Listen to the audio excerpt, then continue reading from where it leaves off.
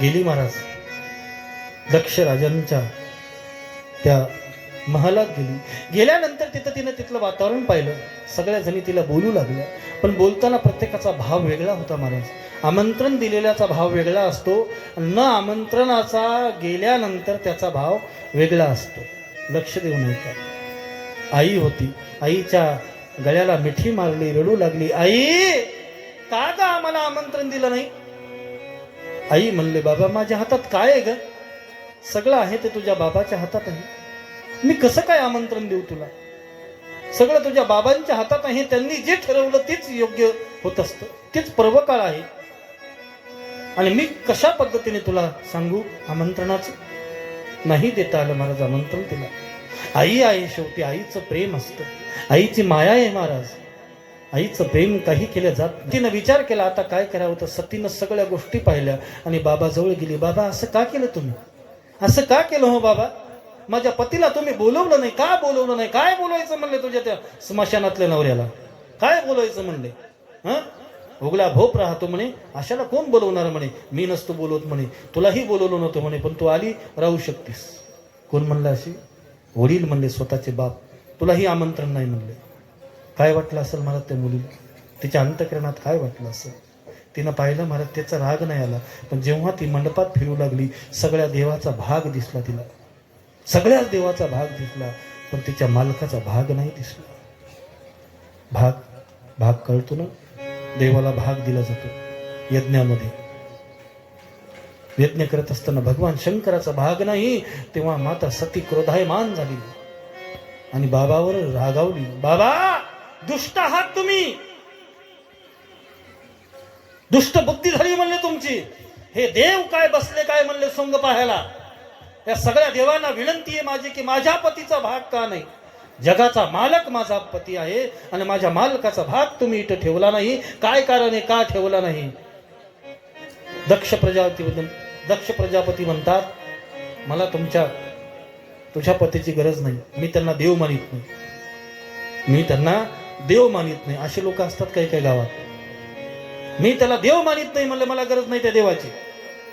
मला हे बाकीचे देव आहेत म्हणले, हे बाकीचे ऋषी महात्मे आहेत म्हणले.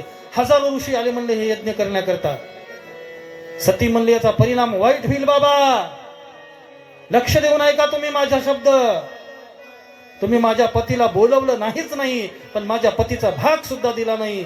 ज्या पतीचा भाग दिला नाही म्हणले, आता ती सती या जगात राहायची नाही. काय तोंड घेऊन जाऊ म्हणे मी माझ्या पतीकडे? सती म्हणतात म्हणले मला. सती का म्हणतात? सती ही तुमच्या नावानं म्हणतात. दक्षाची मुलगी म्हणून महाराज मला माझे पती सती म्हणतात. आता जर मी सती म्हणण्याच्या जर लायकीची राहिली नसेल तर सती म्हणून जाईल कशी म्हणे मी? जाणार नाही. मोठा यज्ञ होता महाराज. धड धड धड धड धड धड यज्ञ पेटत होता. सुंदर यज्ञ झाला ना आपल्या इथं, असा यज्ञ पेटत होता. यज्ञामध्ये आहुती दिली जात होती. स्वाहा स्वाहा स्वाहा हजारो ब्राह्मण आहुती देऊ लागले. आहुती जवळ यज्ञाजवळ जाऊन उभी राहिली. कोण? माता सती. उभी राहून हात जोडले, हात जोडून नमस्कार केला सगळ्या जगाला, सगळ्या आपल्या पती परमेश्वराला माफी मागितली. देवाला विनंती केली, हे भगवंता, हे माय बापा, आता हे शरीर ठेवत नाही मी.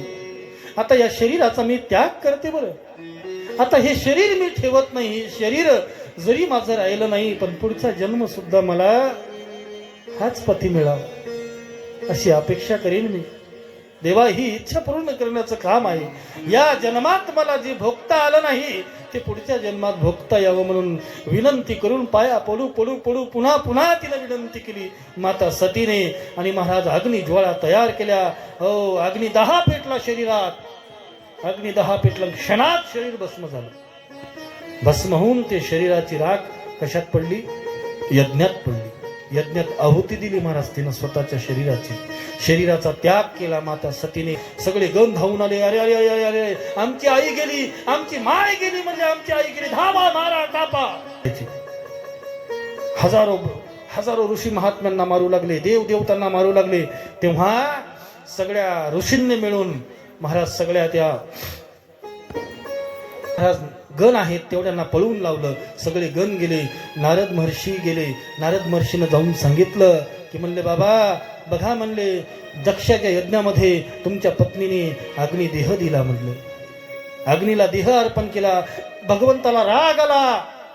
कैला एक केस उपटला आणि खडकावर आदळला. धनाधन दणकन जसा तो केस आपटला त्या केसामधून प्रकट झाले कोण? बोल वीरभद्र भगवान की, भद्र भगवान की. वीरभद्र जन्माला आले. वीरभद्राला सांगितलं जा यज्ञासहित दक्षाचा वध करून या.